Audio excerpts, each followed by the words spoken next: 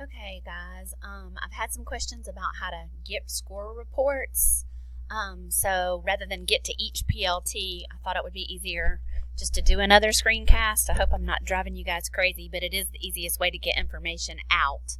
So I'm now at our website. I'm going to For Teachers. I'm going to Staff Links, and then I'm going to Illuminate. You log in with your Google credentials. So from there, I'm going to View Assessments.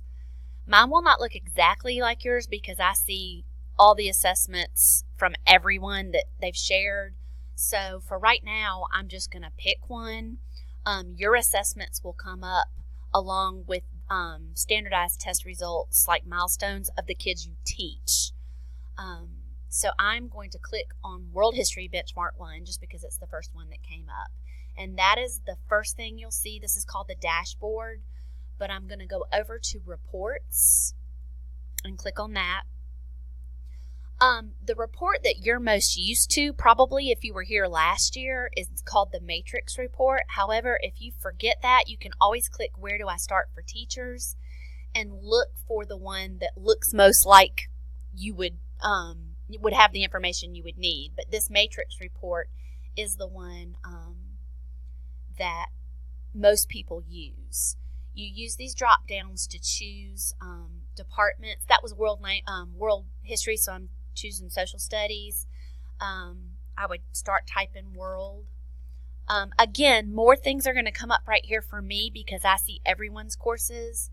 But for right now, I'm going to choose world history, and then I'm going to click off of that. I could choose a specific teacher. However, it will default to your name. I know Joanne Gunner has this because we talked about it earlier, so I'm going to do that.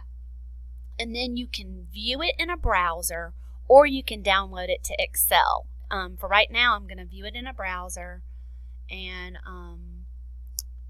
I won't leave the information up too long just because of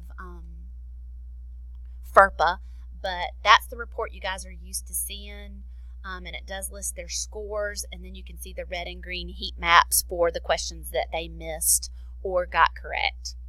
So let me know if you have any other questions. There is if you had open-ended questions, I do have to show you how to grade those separately. So let me know if you have a question. Thanks.